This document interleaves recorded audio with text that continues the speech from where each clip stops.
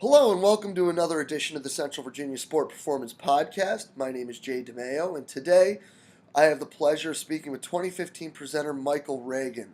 Michael is the List Analyst and Innovation Manager for Port Adelaide Football Club. We've got a great conversation. We talk about Michael's trip from Australia to the United States and back, and we really dive into what his role is. We bounce ideas back and forth and have a pretty good open discussion about the role of analytics and where we see things going and what each of us is trying to do. Me in the university setting and Michael in the club setting. And he gets into everything, guys, from the recruitment and drafting and player selection process to how they actually handle their athletes throughout the day and the season. Really great stuff. I hope you enjoy it. So let's start out right away, getting into Michael's past, his history, and what brought him to Port Adelaide today. Working for Catapult in Australia, working with the Australian football teams, having worked for one myself previously. And then Catapult had this desire to be in, the biggest sporting market and the best sporting market in the world, which is the USA. And what they wanted was someone who could go over there and do some sales stuff and chat to people on a sales level, but also someone who could understand the sport and the challenges of being a strength coach and dealing with coaches and egos and all those sorts of things that go along, and GMs that go along with working in elite sport. So because I'd had that experience, they threw the opportunity to me, and obviously for them I was going to be quite weak in the sales area, having never done any, but they decided that their credibility was more important to them than, say, an initial huge sales push. So they decided consciously to make that sacrifice of, we'll give up on some sales, but what we'll do is we'll put this guy over there who'll give us some credibility, well, theoretically, hopefully, give us some credibility and establish some real use cases that make the technology not just something cool, but something really useful. So as part of that, I sort of went over to the US and found it hard to sort of get in front of people and things like that, as you could imagine, but was lucky enough to get in front of some really, really smart people. Eric Curran at Florida State then, Tommy Moffat at LSU. They were probably our two key early adopters in American football, along with Todd Torricelli at the Tampa Bay Bucks, Reggie Scott at the St. Louis Rams. I mean, it's always dangerous when you start listing people because you're bound to forget them. The guys at Oregon were fantastic. And what that meant was that, these guys were sort of exposed to Australian sports science, and they kind of felt like America was behind. And to be brutal, in terms of sports science and the application of data to strength and conditioning and things like that, America wasn't and probably still is in terms of monitoring training. There are lots of things Americans do way better than Australians, speed, power, strength, all that sort of stuff. But the monitoring and the data and the science behind it, that's an area where they saw America being behind. And so, this kind of inferiority complex developed, which is strange in terms of people sort of saying, well, what does Australia do? What does Australia do? But my role over there showed me some stuff that America does that Australia doesn't. And one of those was in this scouting area and the recruiting area and the selection and monitoring of talent from a purely performance perspective. Because what Catapult does over in Australia is pretty much purely a fitness tool, a load monitoring, a prevention of injury tool. And what happened was I was actually at an NFL football team, and one that if I said the name would surprise a lot of people. And they said to me, I sort of went in and spoke to their strength coaches and got them all excited about being able to monitor load and prevent injury and make sure that performance targets were being met and all that sort of stuff. And they said, all right, come talk to the GM. He's the one that signs the checks, so we need to get his approval on any big spend. And so I went into the GM and sold the same stuff, and about halfway through he told me to be quiet pretty quickly. Said that he didn't need a sales spiel, but he wanted to know how he could use the data that Catapult generates to better evaluate talent in his own system and prospective talent to come into his system. And it was sort of this light bulb moment for me, because I'd never even thought of using this data in that way. And so when I moved back to Australia, I approached a couple of people, Jason Cripps and Darren Burgess at Port Adelaide Footy Club, who are our version of the GM and our head of high performance. And they got really, really excited by it. And so over the next couple of years, I did it on a consultative basis, sort of going through and doing it as a bit of a side project. And then this year, yeah, it's transitioned into a full-time role. So it's pretty exciting. That's awesome. So it went from monitoring to evaluating and, could one say, predicting? Yeah, that's what we're trying to get to. So what I'm doing right now, actually, I'm looking at my web browser. I've got 25 tabs open for analytics platforms that I've got to try and work out which one's going to be right for us. And because I mean, for people who are wading into this analytics world, that's one of the most confronting parts of it. And you know, even with sort of the experience I've had, I've found this a real challenge, because lots of the business intelligence tools, what they try and do is break everything down so that the numbers rule everything. And I was reading someone the other day. It was GM of the Warriors, Bob Myers, was saying if your analytics is making more than 50% of your decision, it's doing the wrong thing. And I completely agree. And so what I'm trying to find is an analytics platform that will let me keep subjective inputs and will properly evaluate subjective inputs as well as all the numbers that we get, because as much as we love the numbers, you know, there's still something in the fact that an experienced coach can look and say, that training was hard, that training was easy, that guy can play, that guy can't play. What I'm trying to do is use the numbers to unlock that intelligence a little bit. Oh, yeah. That's awesome. And that's actually something we're trying to do here. And unfortunately, it's just me and my assistant trying to do that, along with the coaching and all the other hats we have to wear here. But it's it really is exciting.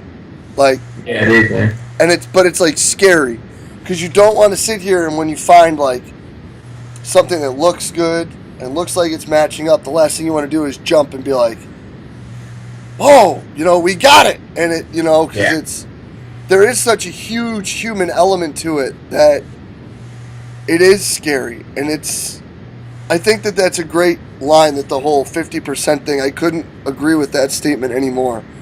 Yeah. Because you do know. Sorry, go ahead. The good coaches do know those things. But I guess exactly. What the numbers do show is like the outliers. Like, what if something was wrong? You know what I mean?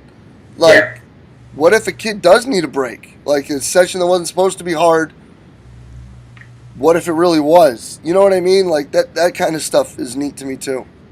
Yeah, exactly. I completely agree.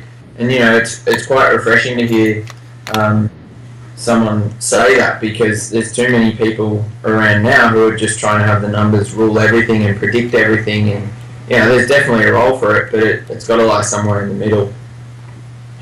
Yeah, because I mean, even like let's say that we know that if a team's training load is between X and Y, that typically is when they show up the next day to perform the best. Yeah. Well, what if something happens and they really do need a grinder? Yeah. You know, like, are you going to sit here and be like, no, we're going to not do that because we know that it has to be like that? Or is there's always outlying situations where people get so nervous about looking at these things and then it running their lives. And it's really, I think it's almost like the opposite. It's just like, hey, take it or leave it. This could help. Yeah. It might be something to think about. It might tell you that everything you're doing is awesome. You know, it's not going to tell you everything you do sucks. It's funny you mentioned like people letting it run their lives. I think Australia's definitely been guilty of that. And I sort of look at, you know, in my opinion, the best guy I've seen in the world at preparing athletes is Darren Burgess, and he works for us here, which we're lucky. And I'm not just saying that because he works for us. I genuinely believe he's one of the best, if not the best, in the world. And so he used to work for us years ago. Then he went away to the English Premier League, and when he worked for us the first time, he was one who, you know, oh no, we've got to back off. We've got to give the guys a day off. And when he came back, he's reintroduced the old school. You know, he has these grinder sessions that 5 years ago there's no way we would have been doing in Australian football. Like we're very conservative on what we load our athletes up with. But what he does now is he uses all his monitoring to understand, all right, we wanted to do that grinder or that beach session or a sand pit where they're wrestling and beating the living hell out of each other. What did it actually do to them, and how do we now compensate for it? And I think that's the key to good management of athletes, is you still let them do the things that they need to do or that their coaches need to do within reason. And sometimes you've got to let the coaches have their head so that, you know, all the mental benefits and those sorts of things that do come from hard training are there. But you've just got to use whatever tools are available to understand what that does and how you can compensate for it in other ways, be that recovery or shortening another session to compensate for the grinder, you know, all those sorts of things. Yeah, no, completely, 100% could not agree more with that, you know. And what was neat is we talked with Ben, might have been a week ago, about, you know, there was that article where they talked about the English rugby team and how analytics seem to be paralyzing the guys, like, in their lives and mentally and blah, blah, blah, because everything they do is being under the watchful eye of someone. And Ben and I kind of laughed about it for a while one day, and then we talked about it in a podcast. But it's like, if you're really trying to have more than 3 or 4 points for a coach, and I don't know what they're going to pick up on. You know what I mean? Like, yeah, they lose it completely. Yeah, and that's really where we're at now. Is we have a ton of things that we're taking, a ton of numbers that we have right now, and we're just trying to pick the 3, maybe 4 that we're going to put on our sheets for these guys every morning. Be like, hey, so this is how little Johnny looks. Yeah, and I mean, that's probably the other area that people kind of neglect, is lots of people do really great stuff, but they forget that who they're presenting it to, the people that they're presenting it to don't have all the background that went into developing that really cool stuff, and I'm guilty of that still now. Like, I'm sitting here staring at a spreadsheet now that I've been working on, and I just made 3 pivot tables on it and sent it off, and then after I sent it, I went, they don't know what that is. Like, I've given them no context, I haven't presented it well, and that presentation thing, you could have the best analytics in the world, and if you don't present it well enough for a coach to then prompt you with the next question that you should look up, then you've failed. Because ultimately, like, my philosophy of this is, yeah, I'll answer a question, but then I want the next question to come from you, and I might have my own spin on it as well, but I don't see it as something that's prescriptive. Like, it's not me, the analytics guy, producing numbers to people to say, well, here's what I found. It's always, here's what I've seen, what's next? What does this make you think? Because the coaches are much, much, much smarter than me. That's awesome. So you just basically give them a map and a compass, and you say, now tell me where to go. Exactly. That's an awesome way to put it. That's brilliant. I love that, man. Yeah, so I've just sort of found that's been the best way to get them interested as well. Oh yeah, nothing brings buy-in more than actually having them contribute. Yeah, and you know as well as I do, if you tell a coach what to do, they're never going to listen to you. Yeah, no way. No. We need to take a day off. Whoa, hold on. Yeah. No. Whereas if you go to them and say, half the team just performed their worst training session for the year, what do you think we need to do? You know, all of a sudden, they'll make the leap. They're smart people. Yeah. Well, yeah, and at the bottom line of all of it, the one thing that they're always thinking about, even more than we are, because it's what they're judged on, again, even more than we are with, is winning. Exactly. So, like, all they care about is the bottom line. So, giving them that, I love that. Having your knowledge and your normative values that you know are important to start out and saying, okay, you know what?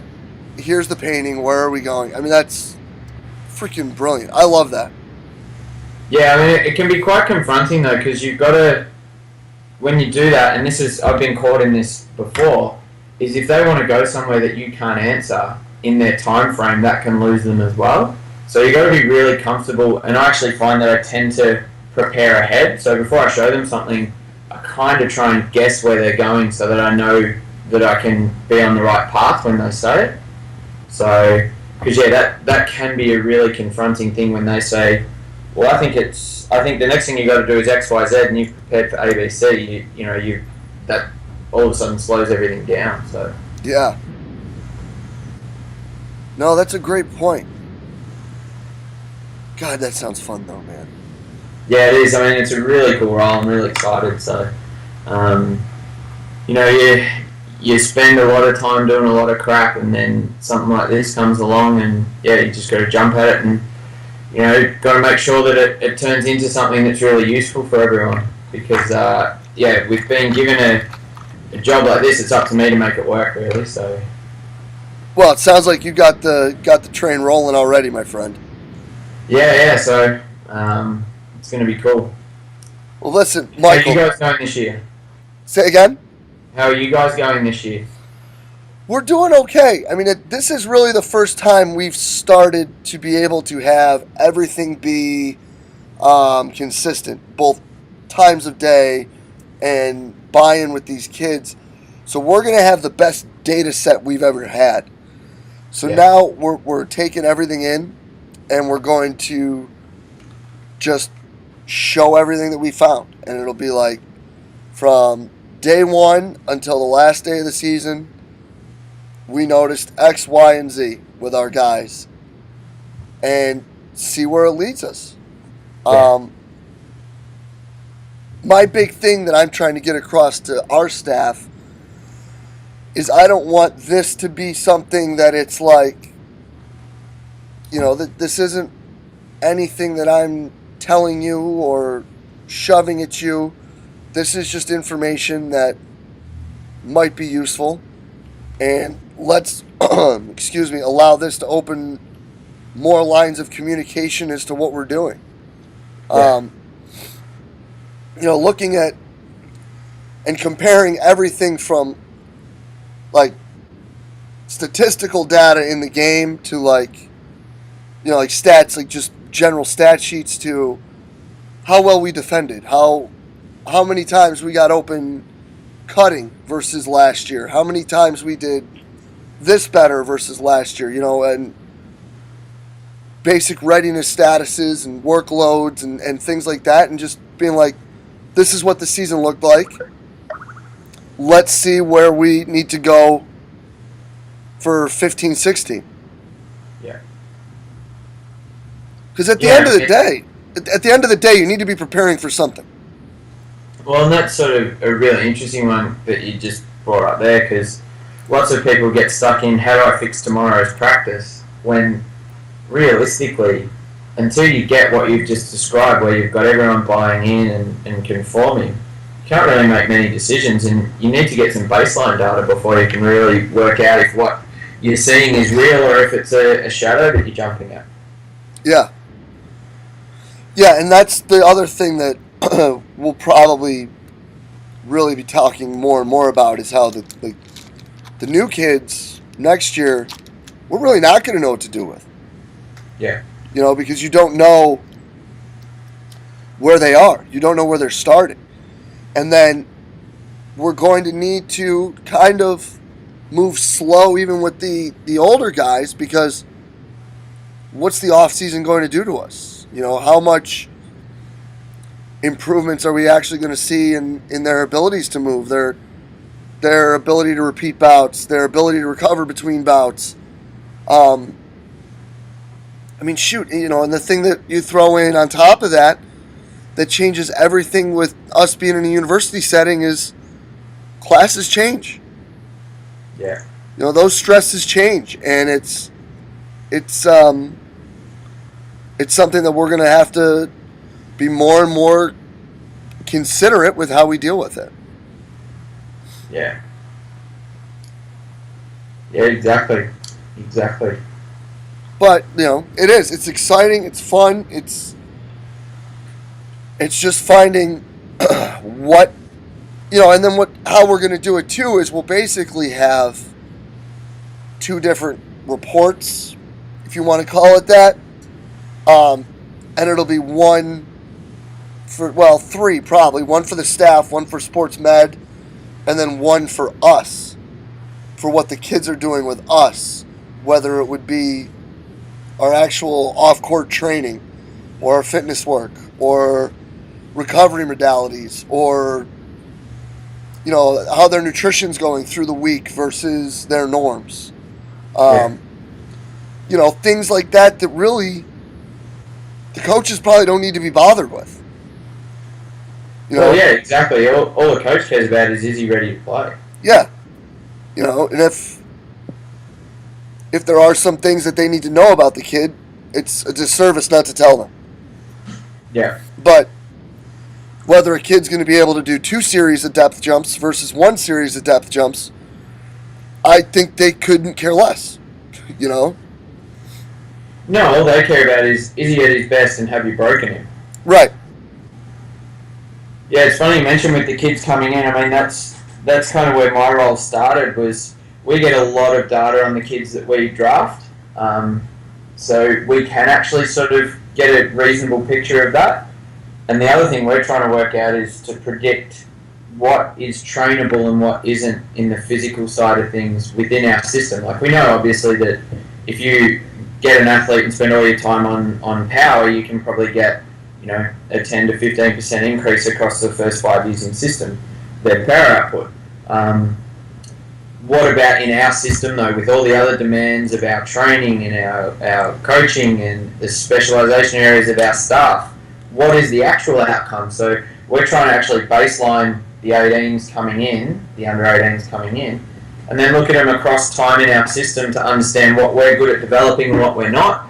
And then we can either try and get better at developing that, or if we think we're maxed out or we're getting good outcomes, then we can actually start to value different attributes in the 18s. For example, if we know that we aren't great at developing power, then we need to find kids that already have that, rather than recruiting someone and saying, well, we can develop it. We know what we can and what we can't. That's awesome. So basically your recruiting strategies will be based upon how you guys develop kids and where they go in their time with you. Exactly. And we're doing that on a physical side, but also trying to understand it on a technical side as well. So, I mean, it's a big goal and it's a lot of work, but that's sort of... but that's a game changer. Yeah, it's really interesting, and that's one of the big things that we're looking at over here. That's awesome. Michael, I think that's an awesome point. I think that's an awesome thing you guys are doing, and I think that's an even better spot for us to leave people here. Gave them a little bit of a taste. We don't want to feed them the whole meal right now, my friend. No, exactly, mate. There's a lot that goes on underneath everything to get all that to happen. Yeah. So, no, yeah. Absolutely brilliant, my friend. I cannot thank you enough for taking the time out. We look forward to having you out here in July. No problems. Looking forward to it. Brilliant. Well, we'll talk soon, my friend. Thanks, Joe. All right. Take care. Bye. I hope you enjoyed today's podcast with special guest 2015 presenter Michael Regan. Awesome conversation. Really excited to have him on the docket. Can't wait to get him to Richmond, Virginia in July for the 2015 seminar. And as always, any comments, thoughts, anything, please post it below. Go ahead, share it if you liked it. We hope it helped. Let us know. If you have any other questions, guys, we're going to try to have Michael on here at least one more time leading up to the seminar. Please fire away. Super guy, great resource, awesome amounts of information. Really excited to get him on the docket and get him here in July. Hope you enjoyed it. Again, if you enjoyed it, please share it, spread the word. We're just trying to help everybody get better. Have a great day, and we'll be back soon bringing you guys another edition next week.